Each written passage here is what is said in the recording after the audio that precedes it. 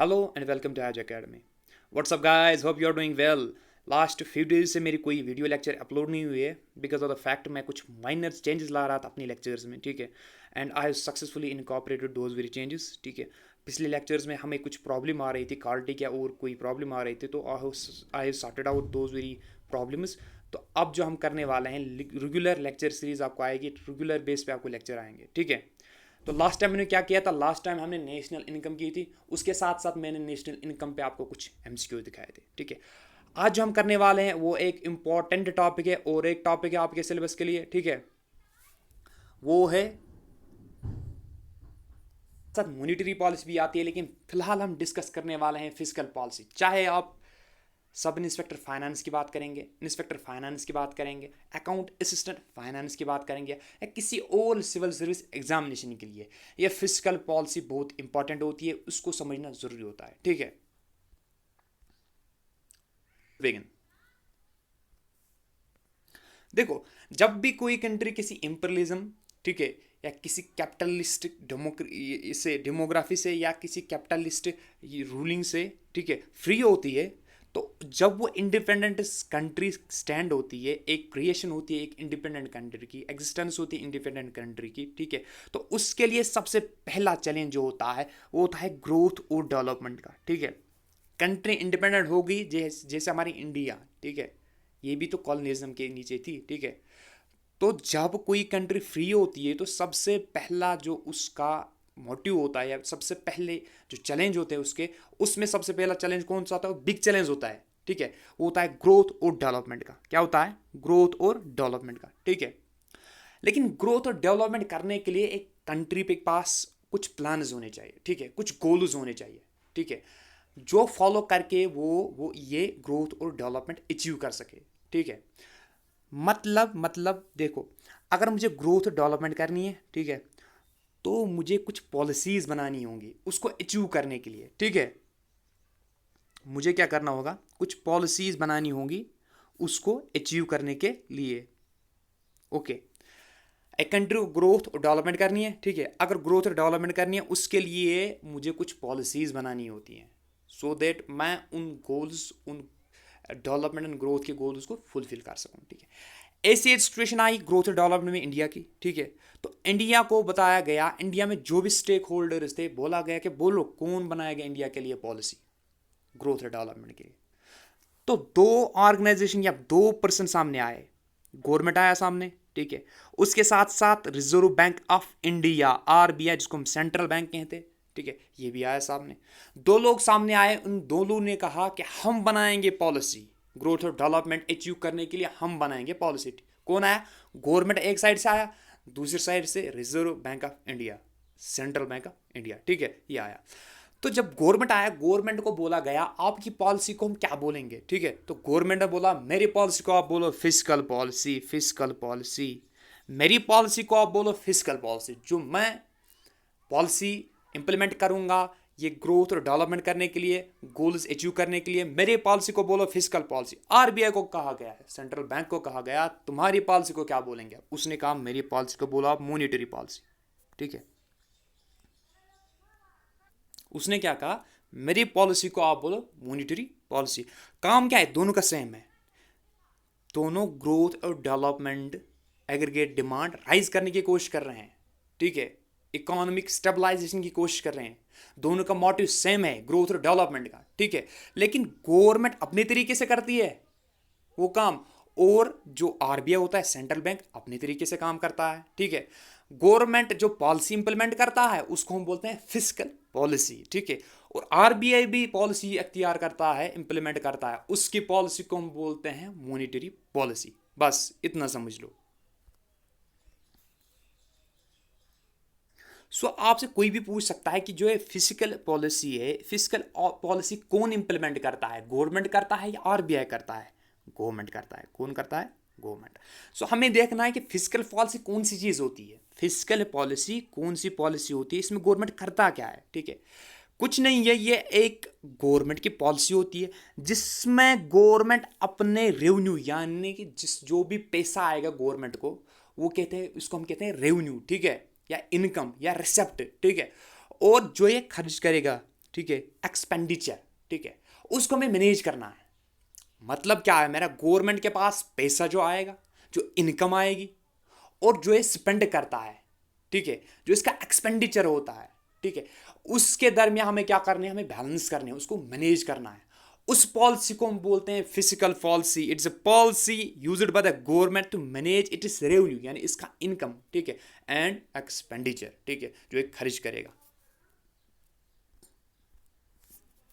Physical policy बनानी होती है, जहां भी आप फिजिकल पॉलिसी देखोगे आप दो ही चीज़ों देखोगे, ठीक है, एक गवर्नमेंट रिसेप्ट्स यानी गवर्नमेंट को जो इनकम आती है, और दूसरा गवर्नमेंट एक्सपेंडिचर, गवर्नमेंट जो पैसा खर्च करती है, ठीक है।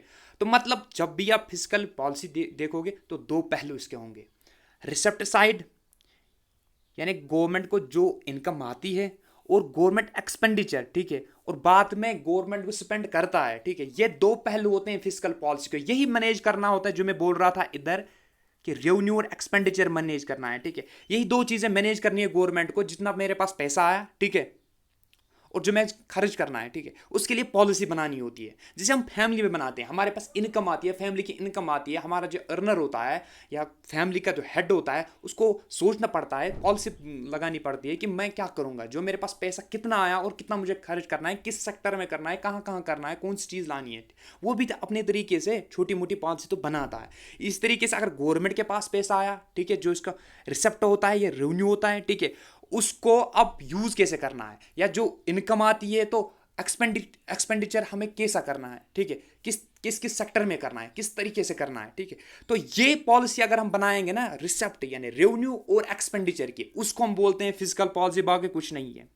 फिजिकल पॉलिसी जब भी आएगी, गवर्नमेंट का रेवेन्यू और गवर्नमेंट का एक्सपेंडिचर, इन दो को मैनेज करना है, किस तरीके से करेंगे उसी को बोलते हैं हम फिजिकल पॉलिसी, ठीक है।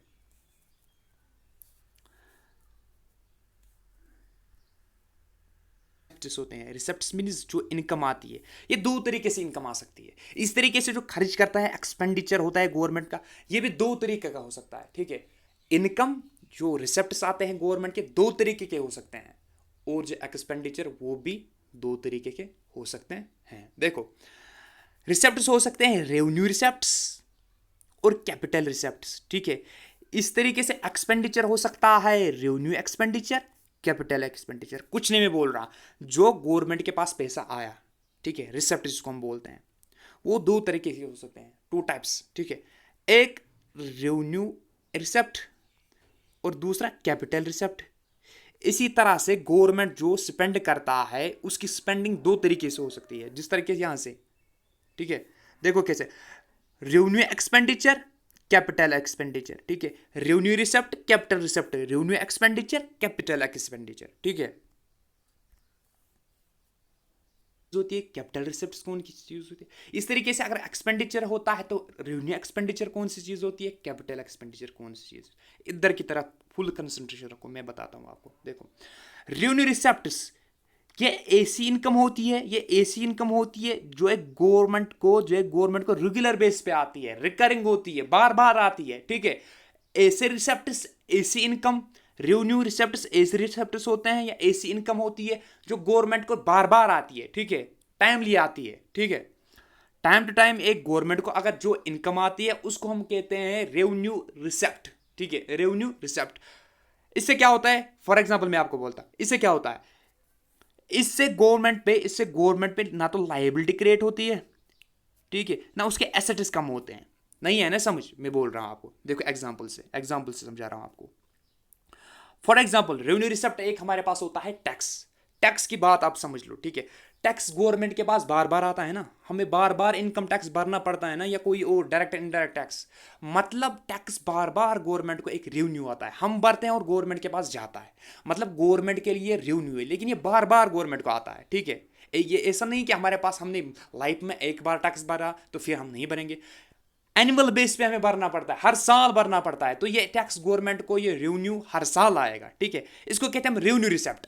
जो गवर्नमेंट को पैसा बार बार आएगा, ठीक है, उसको कहते हैं हम रेवेन्यू रिसेप्ट। इससे क्या होता, ना तो लायबिलिटी क्रिएट होती है, यानी गवर्नमेंट को कोई कर्ज नहीं लेना पड़ता है, गवर्नमेंट के पास कोई लाइबिलिटी इसके लिए मतलब कोलेटर नहीं रखने पड़ते हैं, ठीक है, लाइबिलिटी क्रिएट नहीं होती है, मतलब कर्ज नहीं होता है गवर्नमेंट का। आप टैक्स दे रहे हो गवर्नमेंट को, ठीक है, क्या गवर्नमेंट को वापस वो आपको वापस देना है? नहीं ना, मतलब गवर्नमेंट के लिए वो लाइबिलिटी नहीं होती है। और ना ही इससे एसेट्स कम हो जाते हैं। मतलब क्या है उसका मतलब, गवर्नमेंट को कोई चीज भेजनी नहीं पड़ती है अपनी कि ये रेवेन्यू मेरे पास आए, ठीक है। अगर गवर्नमेंट को कोई चीज भेजनी पड़ती तब जाके इनकम आती, तो हम कहते हैं कि एसेट कम हो गया है गवर्नमेंट का। कोई पब्लिक सेक्टर अंडरटेकिंग उसने भेज दी, या कोई कंपनी गवर्नमेंट की वो भेज दी, उसने कुछ नहीं भेजा, ठीक है, एसेट भी कम नहीं हुए, ना लायबिलिटी क्रिएट हो गई। ये फीचर होता है ना इसका रेवेन्यू रिसिप्ट का। इधर देख रेवेन्यू रिसिप्ट क्या होता है? रेवेन्यू रिसिप्ट कुछ नहीं होता है, जो रेवेन्यू गवर्नमेंट को बार बार आएगा, ठीक है, टाइमली, ठीक है, टाइम से टाइम आएगा, बार बार आएगा, उसको हम कहते हैं रेवेन्यू रिसिप्ट, ठीक है। फॉर एग्जाम्पल टैक्स बार बार देना पड़ता है, बार बार गवर्नमेंट के पास ये इनकम आती है, ठीक है। इसके साथ साथ फी, कितने पेनल्टीज भरने पड़ते हैं, या कहां कहां टोल फी होता है, बाकी फी होते हैं, पब्लिक पार्क यूज करने के लिए फी होती है, तो वो गवर्नमेंट को वो रेवेन्यू बार बार आता है। इससे गवर्नमेंट को ना लायबिलिटी क्रिएट होती है, ना गवर्नमेंट को चुकाना पड़ता है, और ना ही गवर्नमेंट को कोई रिडक्शन ऑफ एसेट्स होते हैं इसमें, ठीक है। इसके कंपेयर में आप देखो कैपिटल रिसिप्ट क्या होता है। कैपिटल रिसिप्ट क्या होता है? ये गवर्नमेंट को बार बार नहीं आते हैं, नॉन रिकरिंग, ठीक है, non regular. Capital receipt government को वो इनकम होती है जो बार बार नहीं आती है, ठीक है। Government does not receive them frequently, ठीक है। रेवेन्यू रिसिप्ट गवर्नमेंट के पास बार बार आती थी, लेकिन कैपिटल रिसिप्ट गवर्नमेंट के पास वो पैसा आता है जो बार बार नहीं आता है, कभी कभी आता है, ठीक है। फॉर एग्जाम्पल मैं आपको समझाता हूं। डिसइन्वेस्टमेंट, लोन एंड बोरोइंग, से 3 एग्जाम्पल है, आप याद रखो कैपिटल रिसिप्ट में, ठीक है। डिसइन्वेस्टमेंट क्या होता है? गवर्नमेंट के पास कोई कंपनी है, ठीक है, गवर्नमेंट के पास कोई कंपनी है, या किसी कंपनी में गवर्नमेंट का शेयर है, ठीक है, लेकिन उस कंपनी से गवर्नमेंट को इतना रेवेन्यू नहीं आता है, वो कंपनी घाटे में चलती है गवर्नमेंट की, या वो शेयर गवर्नमेंट है उस कंपनी में डूब रहे हैं, तो गवर्नमेंट क्या करेगी? वो इस कंपनी को बेच देगी किसी प्राइवेट एंटरप्राइज को, ठीक है, बेच देगी, उससे पैसा लेगी, ठीक है, क्या लेगी? पैसा उससे 10 करोड़ 20 करोड़, लेकिन अपना जो एसेट था उसने गवर्नमेंट ने अपनी कंपनी में बेच दी है, उससे पैसा जो आया उसको कहते हैं हम कैपिटल रिसिप्ट। पैसा आया, बिल्कुल आया, पैसा आया, लेकिन ये पैसा बार बार नहीं आएगा, क्योंकि गवर्नमेंट थोड़ी ना अपनी जो इसकी एसेट्स हैं बार बार बेच देंगे, तो बनाते क्यों हैं एसेट्स, ठीक है, तो बार बार नहीं बेचेंगे। ये कभी कभी ऐसी सिचुएशन आती है जब गवर्नमेंट को अपने एसेट्स बेचने पड़ते हैं, ठीक है, तब जाके जो इनकम आएगी उसको कहते हैं हम कैपिटल रिसिप्ट। ये कभी कभी आती है, बार बार नहीं आती है। डिसइन्वेस्टमेंट, कोई पब्लिक सेक्टर एंटरप्राइज गवर्नमेंट की जो है उसको बेच देता है गवर्नमेंट, वहां से पैसा आता है, ठीक है। उसके साथ साथ loan, for example loan, government ने लोन लिया, तो क्या गवर्नमेंट बार बार लोन लेगी? नहीं, तब गवर्नमेंट लोन लेती है जब इकोनॉमिक कोई स्ट्रेस आता है गवर्नमेंट को। गवर्नमेंट ने बड़ा सा लोन लिया था 1992 में, जब इकोनॉमिक स्ट्रेस आया था, ठीक है, उस टाइम 1992 में इंटरनेशनल मॉनेटरी फंड ने उनको उस टाइम लोन दिया था। मतलब ये बार बार गवर्नमेंट नहीं लेता है, ये तभी लेता है जब कोई प्रॉब्लम होगी या जब कोई गवर्नमेंट को जरूरत पड़ती है, ठीक है। तो ये होते हैं कैपिटल रिसिप्ट, ठीक है। उसके साथ बोरोइंग, चाहे आरबीआई से बोरो करे या मार्केट से बोरो करे, यानी पैसा उधार ले, ठीक है, ये होता है कैपिटल रिसिप्ट और रेवेन्यू रिसिप्ट। देखो इस चीज को क्लियर करो, क्योंकि आगे आपको बहुत सारी एग्जांपल्स आएंगे जिसमें आपको देखना होगा कि कैपिटल रिसिप्ट है, ये रेवेन्यू रिसिप्ट है। आप बस इतना समझ लो, इतना समझ लो। अगर वो रिसिप्ट शॉर्ट टाइम पीरियड के लिए आता है, सॉरी, अगर वो रिसिप्ट बार बार आता है, ठीक है, अगर वो इनकम बार बार आती है, ठीक है, टाइम टू टाइम आती है, ठीक है, उसको हम कह सकते हैं रेवेन्यू रिसिप्ट, ठीक है। फॉर एग्जाम्पल टैक्स बार बार आता है, कोई फी बार बार आता है। इन कंपैरिजन अगर हम करेंगे बात कैपिटल रिसिप्ट की, तो कैपिटल रिसिप्ट वो रिसिप्ट होते हैं गवर्नमेंट के पास जो बार बार नहीं आते हैं, ये कभी कभी आते हैं, गवर्नमेंट को फ्रीक्वेंटली रिसीव नहीं करता है, कभी कभी आते हैं। गवर्नमेंट ने कोई अपनी पब्लिक सेक्टर एंटरप्राइज भेज दी, इसको हम डिसइन्वेस्टमेंट कहते हैं, तो उससे पैसा एक बार आएगा, कभी कभी आएगा। लोन गवर्नमेंट हर बार नहीं लेती, कभी कभी लेती है, इससे इनकम आती है, लेकिन कभी कभी लेती है, ठीक है। अगर आप देखोगे कैपिटल रेवेन्यू रिसिप्ट हमारे ना लायबिलिटी क्रिएट होती थी ना रिड्यूस एसेट होते थे, लेकिन इसमें क्या होते हैं, इसमें या तो लायबिलिटी क्रिएट होगी या एसेट्स रिड्यूस होंगे, दोनों में कोई चीज तो होगी। समझाता हूं। डिसइन्वेस्टमेंट में हमने क्या किया था, हमने गवर्नमेंट की एक कंपनी बेच दी थी, उससे इनकम हाँ हमने जनरेट की थी, मतलब गवर्नमेंट के पास एक कंपनी थी, अच्छा खासा एसेट था गवर्नमेंट के पास, उसने उसको बेच दिया, ठीक है, एसेट को कम किया तभी जाके इनकम आई, मतलब उसने उस एसेट को रिड्यूस किया, एसेट को बेच दिया, ठीक है, तब जाके उसको इनकम आए, मतलब इससे एसेट रिड्यूस हो। चलो ठीक है, एसेट रिड्यूस नहीं हो, क्या लायबिलिटी क्रिएट हो सकती है इस रिसेप्ट से? हाँ देखो, लोन, गवर्नमेंट ने लोन लिया, ठीक है, तो क्या उसको वो लोन चुकाना नहीं है? हाँ चुकाना है, तो मतलब वो गवर्नमेंट के लिए वो लोन लायबिलिटी बन गया, इसलिए हम कहते हैं capital receipt is either create liability और डिक्रीज एसेट्स ऑफ गवर्नमेंट। इसके बिना कैपिटल जो इनकम होती है कैपिटल रिसेप्ट हो ही नहीं सकता। दो चीज में आपको एक करनी ही करनी है, या अपने ऊपर लायबिलिटी ले लो, या एक काम करो एसेट को बेच दो, एसेट को रिड्यूस करो। Hope you understand this. Capital receipt क्या होते हैं और रेवेन्यू रिसेप्ट क्या होता है, ठीक है, तरीके से हो सकते हैं, कौन? रेवेन्यू रिसेप्ट और कैपिटल रिसेप्ट। इस तरीके से अगर गवर्नमेंट एक्सपेंडिचर करने लगे, खर्च करने लगे, ठीक है, दो ही पहलू होते हैं ना, रेवेन्यू और एक्सपेंडिचर। अगर एक्सपेंडिचर अगर करने लगे तो इसके भी दो पहलू होते हैं, रेवेन्यू एक्सपेंडिचर, कैपिटल एक्सपेंडिचर। खुद बोलो क्या हो सकता है, क्या हो सकता है, ठीक है, देखो क्या हो सकता है। अगर हमने रेवेन्यू रिसेप्ट में हम बोला कि ये रिसेप्ट बार बार गवर्नमेंट को आते हैं, इसी तरीके से रेवेन्यू एक्सपेंडिचर ये वो खर्च होते हैं जो गवर्नमेंट को रिकरिंग टाइप होते हैं, बार बार करने पड़ते हैं ये खर्च गवर्नमेंट को। ये जो एक्सपेंडिचर होता है, एक्सपेंसेस होते हैं गवर्नमेंट को, ये बार बार होते हैं, ठीक है, ईयर आफ्टर ईयर होते हैं खर्च, ठीक है। देखो मैं आपको समझाता हूं, फॉर एग्जाम्पल हम सैलरी देते हैं, गवर्नमेंट सैलरी देती है एम्प्लॉयज को, कब देती है? बार बार देती है, हर महीने सैलरी उसको ये देनी पड़ती है इस एम्प्लॉयज को, मतलब उसके लिए सैलरी खर्चा है, लेकिन ये ऐसा खर्चा है जो गवर्नमेंट को बार बार करना पड़ता है, ठीक है, गवर्नमेंट को क्या करना पड़ता है? बार बार।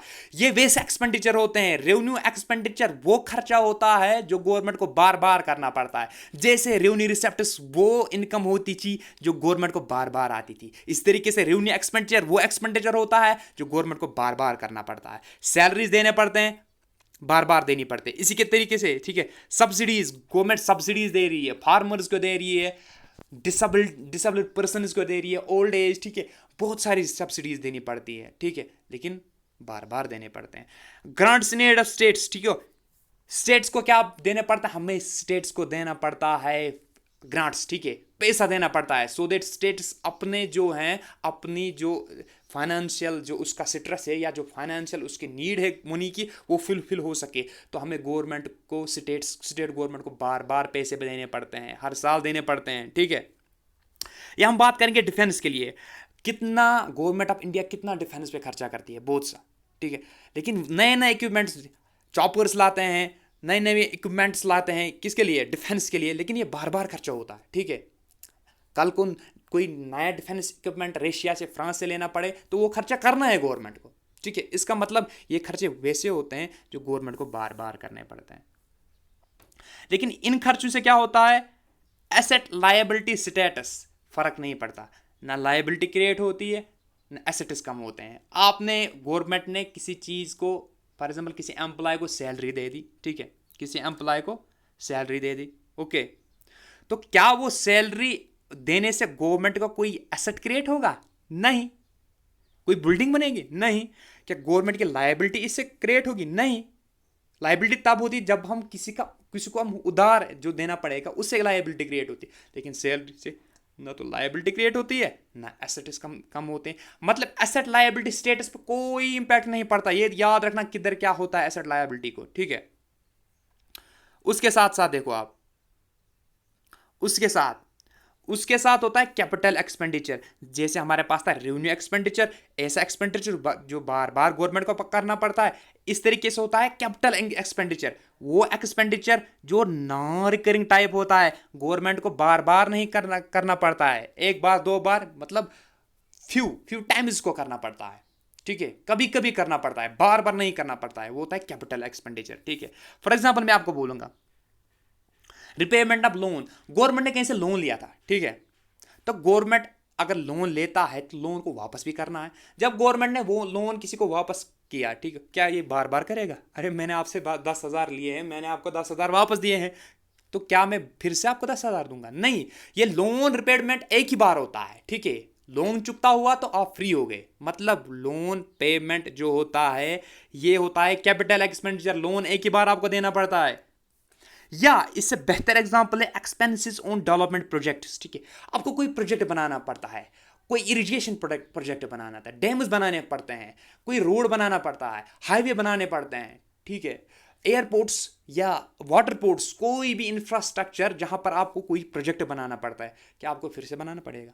आपने कोई ड्रेन कंस्ट्रक्ट किया, ठीक है, क्या आपको फिर से वो डैम कंस्ट्रक्ट करना है? उस पर जो खर्चा लग गया दोबारा तो नहीं लगेगा ना, ठीक है। यही मैं समझा रहा हूं कि अगर एक्सपेंस खर्चा करो आप किसी भी इंफ्रास्ट्रक्चर में, कोई एसेट क्रिएट करने में, तो वो खर्चा बार बार नहीं होता है, एक ही बार वो खर्चा होता है, ठीक है। तो वो होता है कैपिटल एक्सपेंडिचर। अगर आप देखोगे कैपिटल और रेवेन्यू में फर्क एक ही चीज है। कैपिटल का रेवेन्यू का मतलब है बार बार, कैपिटल का मतलब है एक बार, ठीक है। रेवेन्यू का मतलब है बार बार, कैपिटल का मतलब है एक बार, ठीक है। अब मसला है कि अगर ये रेवेन्यू रिसेप्ट होगा मतलब बार बार रेवेन्यू, अगर ये रेवेन्यू एक्सपेंडिचर होगा बार बार खर्चा। इस तरीके से अगर ये कैपिटल रिसेप्ट्स होंगे एक बार इनकम, अगर एक कैपिटल एक्सपेंडिचर होगी बार बार एक बार खर्चा, ठीक है। तो ये आपको देखना है कि अगर रेवेन्यू है तो मतलब बार बार, कैपिटल है तो एक बार, खर्चा है या इनकम, ये आपको डिसाइड करना है, वो लिखा होगा वहां पे। इससे आपको क्या फायदा होगा? क्या फायदा होगा, देखो क्या फायदा होगा। आपको कोई भी चीज दी जा सकती है कि आप मुझे बोलो ये रेवेन्यू एक्सपेंडिचर में आएगी या कैपिटल एक्सपेंडिचर, या ये रेवेन्यू इनकम में आएगी या कैपिटल इनकम में आएगी, ठीक है। तो ये आपको देखना पड़ता है कि ये आएगी या किस में आएगी, ठीक है। इसके बाद यानी रेवेन्यू और एक्सपेंडिचर को मैनेज करने के लिए कोई पॉलिसी बनानी पड़ेगी, तो उसके लिए गवर्नमेंट को एक प्लान होता है, वो प्रिपेयर करता है बजट। क्या करता है? प्रिपेयर बजट, ठीक है। आपने सुना होगा बजट प्रिपेयर करता है गवर्नमेंट, ठीक है। बजट में क्या होता है? बजट हमें क्या दिखाता है कि हमें इस साल, जो हम अगले वाला साल आने वाला है, नेक्स्ट ईयर जो आने वाला है, उसमें हमारे खर्चे कितने होंगे गवर्नमेंट के, ठीक है, या उसमें हमारे जो खर्चों के साथ साथ इनकम कितनी आएगी, वो फ्यूचर का होता है। कि कमिंग फाइनेंशियल ईयर में बजट कुछ नहीं होता है, ये दिखाता है कि कमिंग फाइनेंशियल ईयर में हमारे पास इनकम कितनी आएगी, अभी आई नहीं है, कितनी आएगी, और एक्सपेंडिचर खर्चा कितना होगा, ठीक है। ये होता है बजट, ठीक है। बजट कुछ नहीं होता है, ये एक प्लान होता है जो गवर्नमेंट बनाती है पार्लियामेंट में, और ये बजट पास होता है, उसमें लिखा होता है कि हमें कितना खर्च करना है इस साल, और हमें किस किस चीज से कितनी इनकम आएगी इस साल, ये आने वाली चीज होती है, उसको हम कहते हैं बजट। क्या कहते हैं हम? बजट, ठीक है। बजट को कॉन्स्टिट्यूशन में मेंशन किया गया है अंडर आर्टिकल 112, ठीक है। लेकिन वहां पे आपको कहा जा सकता है कि क्या बजट मेंशन है, वर्ड बजट मेंशन है कॉन्स्टिट्यूशन में? नहीं नहीं नहीं, वहां पर बजट कॉन्स्टिट्यूशन में नहीं लिखा है, उसके बदले लिखा है एनुअल फाइनेंशियल स्टेटमेंट, हर साल का फाइनेंशियल स्टेटमेंट, उसको हम कहते हैं बजट। क्या कहते हैं? बजट। क्या बजट कॉन्स्टिट्यूशन में मेंशन किया है? हाँ, लेकिन वर्ड बजट नहीं है वहां पर उसके बदले एनुअल फाइनेंशियल स्टेटमेंट लिखा गया है। आर्टिकल कौन सा है? 112। बजट क्या होता है? कुछ नहीं होता है, प्लान होता है गवर्नमेंट का कि इस साल हमें कितने खर्चे आने वाले हैं और इस साल हमें कितनी इनकम आने वाली है, ठीक है। देखो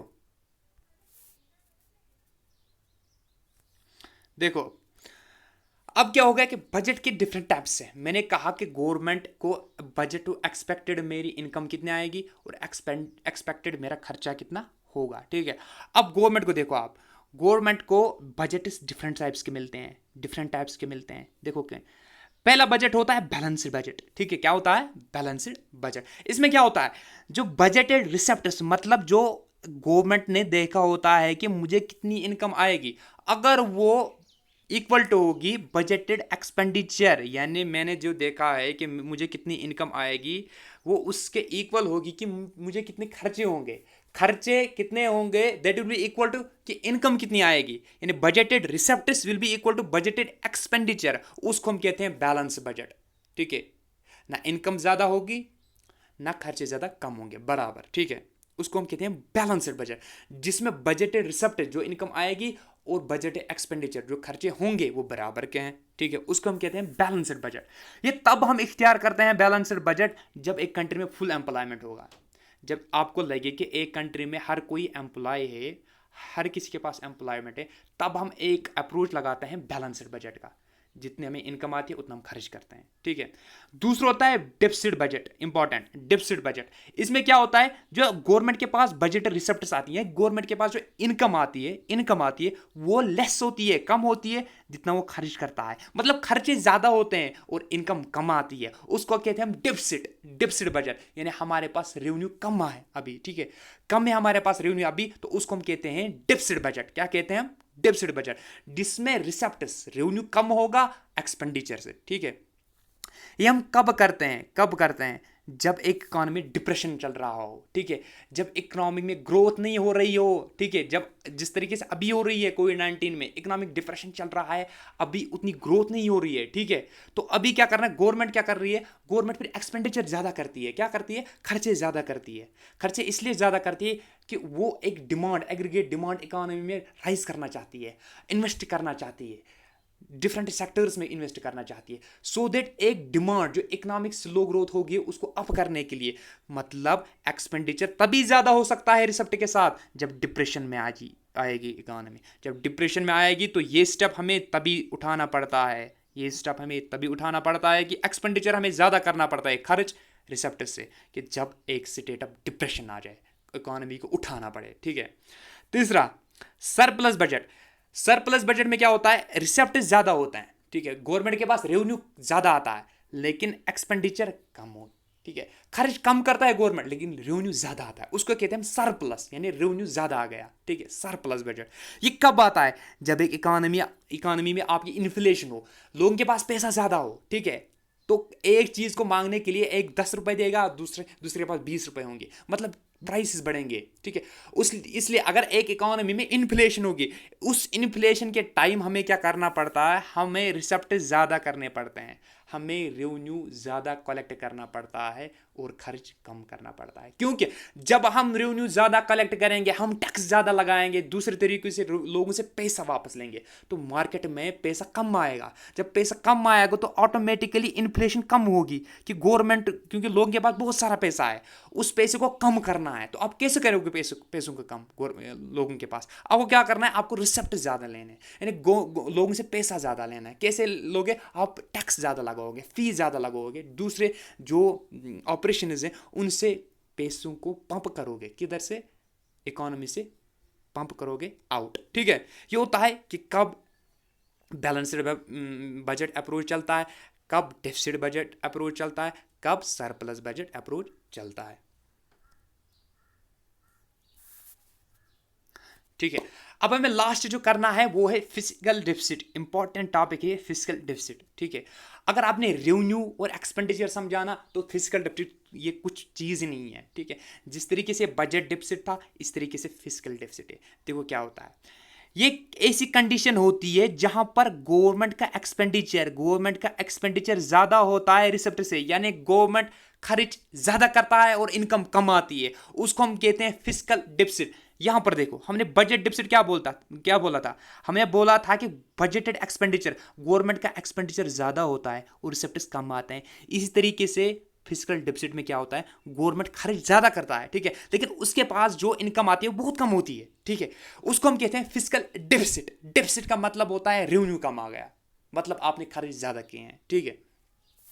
मतलब ये इन दोनों का डिफरेंस है कि गवर्नमेंट एक्सपेंड कितना करता है, यानी एक्सपेंसेस कितने होते हैं गवर्नमेंट में, और रिसिप्ट कितने आते हैं गवर्नमेंट को। इन दोनों के डिफरेंस निकालो, जो डिफरेंस निकलेगी वही फिजिकल डेफिसिट होगा। मतलब इसमें क्या होता है, एक्सपेंडिचर ज्यादा होता है गवर्नमेंट का, रिसिप्ट कम आते हैं। जब गवर्नमेंट के पास इनकम कम होगी और खर्च ज्यादा करता है, उसको हम कहते हैं फिजिकल डेफिसिट, ठीक है। ये होता है फिजिकल डेफिसिट। देखो क्या, फॉर एग्जांपल मैं आपको समझाता हूं इस एग्जांपल से। गवर्नमेंट, मैंने कहा कि फिजिकल डेफिसिट किसके बराबर होता है, एक्सपेंडिचर और रिसेप्ट का सब्ट्रैक्शन, ठीक है। एक्सपेंडिचर में से रिसेप्ट्स निकालो, इन दो की डिफरेंस होती है फिजिकल डेफिसिट। फॉर एग्जांपल, एक कंट्री में एक साल में 1 लाख रुपया आपको एक्सपेंडिचर आया, ठीक है, यानी आपने एक्सपेंडिचर किया, डिफरेंट सेक्टर्स में आपने जो स्पेंड किया वो 1 लाख था, ठीक है। लेकिन इसके कंपेयर में आपको जो रिसिप्ट इनकम आई वो 70,000 की थी, ठीक है। मतलब आपने खर्च ज़्यादा किया है, इनकम कमाई है, मतलब आपने खर्च ज़्यादा किया है, कितना किया है, 30,000। तो ये होता है फिस्कल डिफिसिट, मतलब आपको रेवेन्यू कम है, रेवेन्यू डिफिसिट है, रेवेन्यू कम है। क्यों है कम? क्योंकि आपने खर्च ज़्यादा किया और कलेक्ट कम किया, इसका मतलब आपको फिस्कल डिफिसिट 30,000 का है। जब खर्च ज़्यादा होगा और इनकम कम आएगी, ठीक है। जो खर्च करने और इनकम आने में जो डिफरेंस होता है वही होता है फिस्कल डिफिसिट, ठीक है।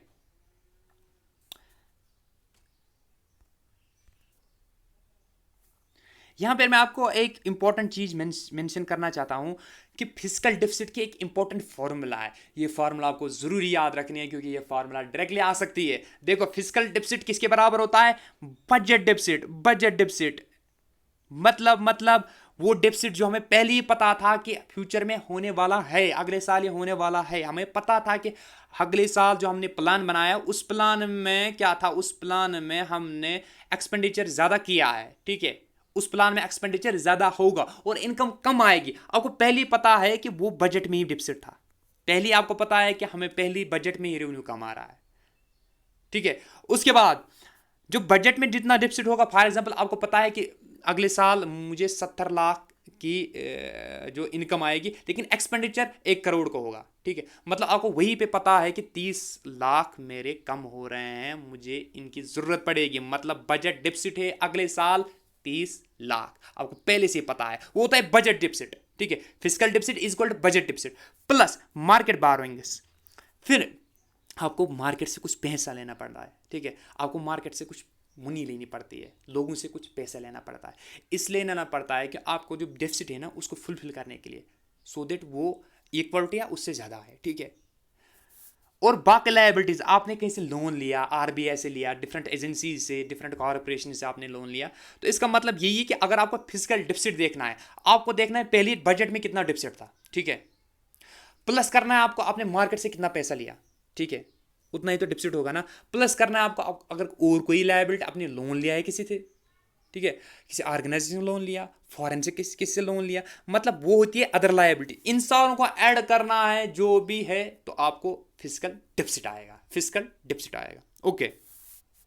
देखो, जो हम ये फिजिकल बजट डिफिसिट होते हैं हम आरबीआई से लेते हैं ये पैसा, हमें बजट में जब पता चलता है नहीं अगले साल जो बजट बनाए उसमें हमें क्या होगा, उसमें हमें क्या होगा, उसमें रेवेन्यू कम आएगा और एक्सपेंडिचर ज़्यादा होगा। तो जितना रेवेन्यू कम आएगा उतना हम रेवेन्यू कलेक्ट करते हैं आरबीआई से, उसको बोलते हैं हमें पैसे दो, तो वो एक हमारे लिए एक बारोइंग बनती है, ठीक है, क्योंकि हमारा खुद तो पैसा नहीं होगा, वो आरबीआई से हमें लेना है, ठीक है।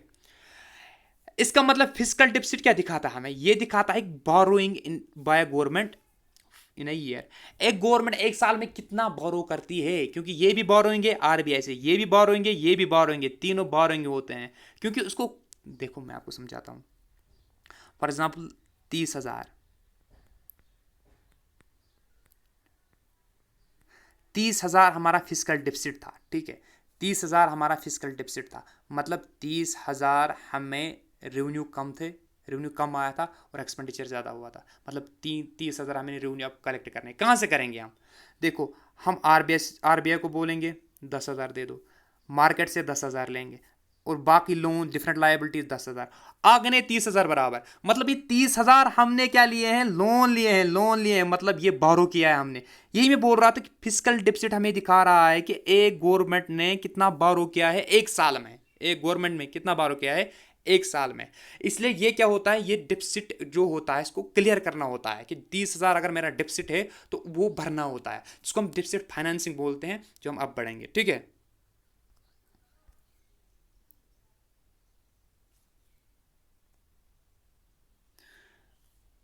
मैं बोल रहा था अगर आपको गवर्नमेंट को पता चले कि मुझे डिफिसिट हुआ है, ठीक है, मतलब मुझे जो हुआ है, मुझे इनकम कम आ रही है, एक्सपेंडिचर ज़्यादा हो रहा है, तो उसको जो इनकम कम आ रही है वो इनकम वो रेवेन्यू उसको डिफरेंट सोर्स से लेने पड़ेंगे, उधार, ठीक है। तो उसको बोलते हैं हम जो फंड वो अब कलेक्ट करेगी डिफरेंट सोर्स से, ताकि जो 30,000 मुझे कम आ रहे हैं वो फुलफिल करने के लिए, उसको कहते हैं हम डेफिसिट फाइनेंसिंग, यानी डेफिसिट से जो थे उसके लिए फाइनेंसिंग करनी, उसके लिए जमा पैसा करना। Deficit financing refers to generation of funds to finance deficit.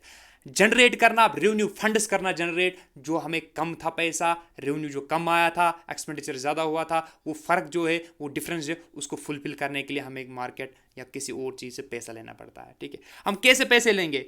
या तो पब्लिक लोन्स, मार्केट से बारो करो। ठीक है, बड़े बड़े कंपनी से, अंबानी, डिफरेंट कंपनी से, रिलायंस, जो भी कंपनी, उससे बारो करो। ठीक है, मार्केट से बारो करो पैसा। ठीक है, जो कि ज़्यादा as compare to RBI, market से बारो करना पैसा, ये ज़्यादा बेनिफिशियल होता है एज कम्पेयर टू आरबीआई। ठीक है, तो पब्लिक लोन्स यानी मार्केट से बारो करो पैसा, किससे? उधार ले लो। ठीक है, गवर्नमेंट भी कर्जदार होती है, ऐसा नहीं है, डिफरेंट सोर्स से गवर्नमेंट पैसे लेती है। ठीक है, उसके बाद अगर यही नहीं हुआ तो creation of new money, RBI को बोलो करेंसी छापो। ठीक है, करेंसी प्रिंट करो, नई नई मनी सप्लाई पंप करो, हमें नई मनी सप्लाई चाहिए क्योंकि हमारे पास 30,000 का फिजिकल डेफिसिट है। इसलिए इसको पंप करने के लिए आपको क्या करना है? इसको वापस अपनी लाइन पे लाने के लिए आप नई करेंसी, नई जो ये नोट्स हैं उनको प्रिंट करो। ठीक है, हमें नई मनी दे दो। ठीक है, इसलिए क्या होता है, दो तरीके हो सकते हैं, या आप पब्लिक से पैसा ले लो, ठीक है, उनसे उधार ले लो, या अगर वो नहीं दे रहे हैं, वो ऑलरेडी उनका भी कुछ प्रॉब्लम है तो वो नहीं दे रहे हैं, तो आप क्या करोगे? आप मनी कहाँ से लोगे? आप प्रिंट करोगे, आरबीआई को बोलोगे। इन दोनों में से बेस्ट पब्लिक लोन्स हैं, क्योंकि अगर आपने मनी ज़्यादा प्रिंट कर दी ना, कोई इन्फ्लेशन आएगी, तो बेस्ट है आप पब्लिक लोन्स लो। ठीक है, लेकिन डिपसिट फाइनेंसिंग हमने ले ली थी। ठीक है, लेकिन इसमें कुछ प्रॉब्लम्स आते हैं। चलो, गवर्नमेंट को पता था कि मुझे रेवेन्यू कम आ रहा है, कोई बात नहीं, मैं किसी से भी पैसे लूंगा तो इसको फुलफिल करूंगा, अगर रेवेन्यू कम आ रहा है, एक्सपेंडिचर ज़्यादा हो रहा है। ठीक है, लेकिन अब प्रॉब्लम आती है इसमें, इससे इन्फ्लेशन आ सकती है। अब गवर्नमेंट क्या करता है, उसने करेंसी नोट्स प्रिंट किए। ठीक है, तो लोग के पास पैसा आएगा ज़्यादा ज़्यादा। जब लोग के पास पैसा आएगा, इकोनॉमी में पैसा आएगा, मार्केट में पैसा आएगा, सबके पास पैसे होंगे, सबके पास पैसे होंगे, तो 1 किलो या 1 kg, 2 kg आलू के लिए एक 40 रुपये देगा, 20 रुपये, 30 रुपये, कोई 100 भी दे सकता है, मतलब जिसके पास पैसे ज़्यादा होगा। ठीक है, मतलब उस चीज़ पे दाम उतनी बनेगी जो हाईएस्ट जो बिडिंग होगी उसकी। ठीक है, तो मतलब इससे मनी सप्लाई ज़्यादा आती है, जब मनी सप्लाई ज़्यादा आती है डिपसिट फाइनेंसिंग, उससे इन्फ्लेशन आ सकती है। ठीक है, और दूसरा, इससे इनकम इक्वालिटी आती है। ठीक है, इनकम इनइक्वालिटी आ सकती है। मैंने बताया कि जिसके पास अब ज़्यादा पैसा होगा, जिसके पास बड़े बड़े होंगे, वो एक चीज़ को खरीदने के लिए बहुत सारा पैसा देंगे, लेकिन गरीब जो होगा उसके पास पैसा नहीं होगा। ठीक है, तो वो उस चीज़ को देने के लिए उसके पास पैसे नहीं होंगे, मतलब इससे इनकम इनइक्वालिटी आ सकती है। तीसरा, इससे कॉस्ट ऑफ प्रोडक्शन ज़्यादा हो सकता है, क्योंकि आपको रॉ मटेरियल में मिलने किस में, रॉ मटेरियल जो मिलेंगे वो अब हाई कॉस्ट मिलेंगे, क्योंकि महंगाई बढ़ गई है, मतलब कॉस्ट ऑफ प्रोडक्शन बढ़ेगा। एक चीज़ अगर 10 रुपये की बनी थी, उसमें 5 रुपये के रॉ मटेरियल लगे थे, अब उसमें 10 रुपये के रॉ मटेरियल लगेंगे। ठीक है, तो चीज़ ऑटोमेटिकली 15 रुपये की बनेगी, कॉस्ट ऑफ प्रोडक्शन ज़्यादा होगा। इसका मतलब ये इफेक्ट करेगा balance of payment. Balance of payment आगे में पढ़ोगे, अभी बोल रहा हूँ मैं। बैलेंस ऑफ पेमेंट क्या होता है कि अब जो हमारे जो यहाँ पे गुड्स बनेंगी वो महंगे होंगे, बहुत सारे, क्वालिटी उतनी है लेकिन महंगे होंगे, क्योंकि यहाँ पर महंगाई है।